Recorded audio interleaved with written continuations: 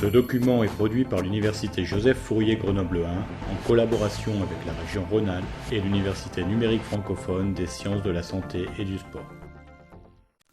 Eh bien, bonjour à toutes et à tous, je me présente. Je m'appelle Christophe Ribuot, je suis enseignant-chercheur à l'Université Joseph Fourier et j'enseigne à l'UFR de pharmacie la physiologie et la pharmacologie. Le cours que nous allons aborder pendant les prochaines heures va donc porter sur le cœur et la circulation sanguine. Le système circulatoire a pour rôle de transporter l'oxygène, mais également les substances absorbées dans le tube digestif aux différents tissus de notre organisme et de retourner le gaz carbonique aux poumons ainsi que les autres produits du métabolisme aux reins.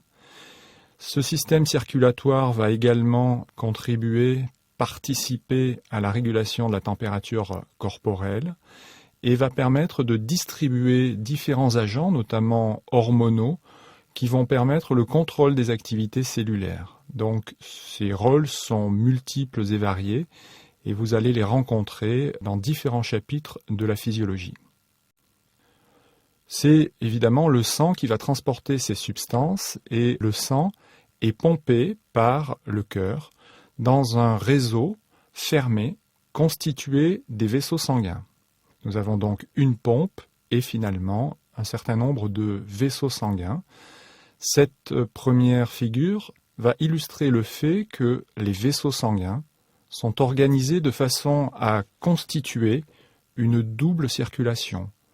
Nous parlerons de la circulation pulmonaire ou petite circulation, située dans la partie supérieure de ce schéma, et la circulation systémique ou grande circulation, située dans la partie inférieure de ce schéma. Nous reviendrons ultérieurement sur ces notions de petite et de grande circulation. La première partie de ce cours va porter sur la pompe. La pompe est représentée en position centrale sur la figure numéro 1. Donc il y a une vision un petit peu centrée sur cet organe. Nous aborderons successivement les chapitres traitant de l'activation rythmique de la contraction, puis de l'électrocardiogramme. Enfin, nous parlerons du couplage qui existe entre cette excitation rythmique et la contraction musculaire. Nous aborderons donc naturellement l'étude du muscle cardiaque et plus spécifiquement de la fonction pompe de ce muscle cardiaque dans un 5e chapitre. Enfin, nous parlerons du débit cardiaque et de son contrôle.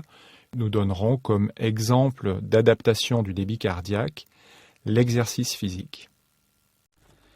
Dans une deuxième partie du cours, nous aborderons la circulation sanguine.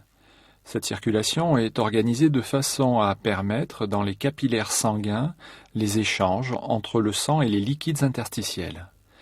Ces échanges, destinés à assurer le maintien du métabolisme tissulaire, doivent se faire en toutes circonstances.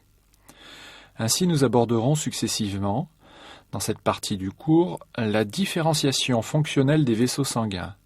Puis, nous traiterons de la circulation dans le système à haute pression, de la régulation de la pression artérielle et du contrôle local du débit sanguin.